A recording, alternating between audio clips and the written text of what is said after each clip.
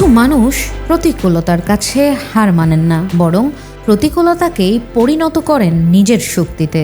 সিলেট নগরীর ২৪ নম্বর ওয়ার্ডের আনসার ভিডিপির দলনেত্রী মুন্নি বেগম তেমনই একজন অনুপ্রেরণার নাম। দশম শ্রেণীতে পড়ার সময় বাবা মঈনুদ্দিনকে হারান তিনি। ৪ বোন ও ১ ভাইয়ের মধ্যে দ্বিতীয় সন্তান মুন্নি তখনই বুঝেছিলেন দায়িত্ব নিতে হবে নিজেকেই।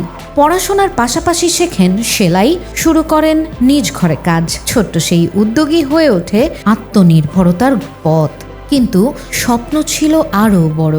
শুধু নিজে নয়, আশপাশের অসহায় নারীদেরও স্বাবলম্বী করতে শুরু করেন সেলাই প্রশিক্ষণ। সিলেট সিটি কর্পোরেশনের সহযোগিতায় সুবিধাবঞ্চিত শিশুদের দেন প্রাথমিক শিক্ষা। এর পাশাপাশি আয়োজন করেন উঠান বৈঠক। করোনাকালে প্রাণ, মাস্ক, স্যানিটাইজার নিয়ে পাশে দাঁড়িয়েছেন মানুষের।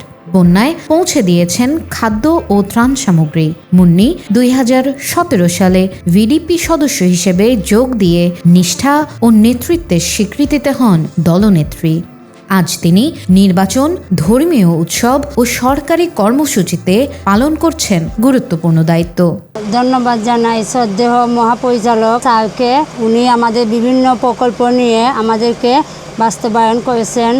আমাদের দলনেতা, দলনেত্রী, বিডিপি সদস্যদেরকে যে সঞ্জীবন প্রকল্প বাস্তবায়ন করেছেন, এই বাস্তবায়নের জন্য আমরা অনেক উপকৃত হয়েছি। ওনাকে অনেক অনেক ধন্যবাদ। সংগ্রাম তাকে থামায়নি, বরং করেছে আরও শক্তিশালী। মুন্নি বেগম আজ নারীর আত্মনির্ভরতা, শিশু শিক্ষা ও মানব সেবার এক উজ্জ্বল দৃষ্টান্ত। প্রান্তিক কণ্ঠস্বর, সিলেট।